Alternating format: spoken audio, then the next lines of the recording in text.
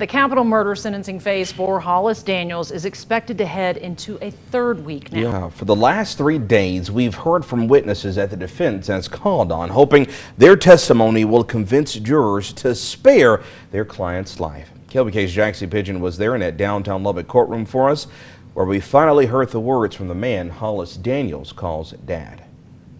In court Thursday, Hollis Daniels' father Dan took the stand. Dan was a Seguin city councilman when he had Hollis Daniels, his first and only child.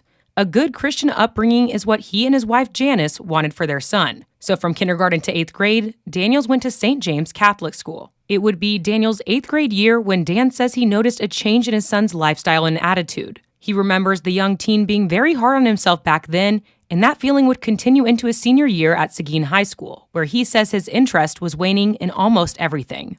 After getting caught with marijuana at school and having some troubles at home, Daniel's parents took him to a doctor who found that he had hypoglycemia, which is having low blood sugar. During his senior year of high school, Dan says his son was still not progressing in the right direction. He says, quote, "I wasn't aware of any harder drugs until the nightmare occurred."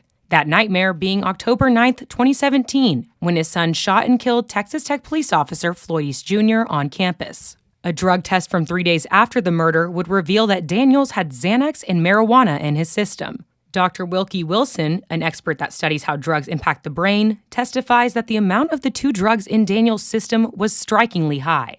Dr. Wilson explained to attorneys Thursday how your brain can become tolerant to Xanax just like it does caffeine. And once that happens, you skip the sedative effects and go straight into the stimulant stage, something he believes could have happened to Daniels that night. Audra Dawn Terzenbach, one of Daniels' teachers from jail, described him as smart and calm and says he's even de-escalated high emotions in the classroom from others. A pastor who volunteered at the jail shared some of the same sentiments, telling the court Daniels was never threatening to him. And when asked by the defense if he trusts Daniels, he responded, quote, "With anything. I trust him completely."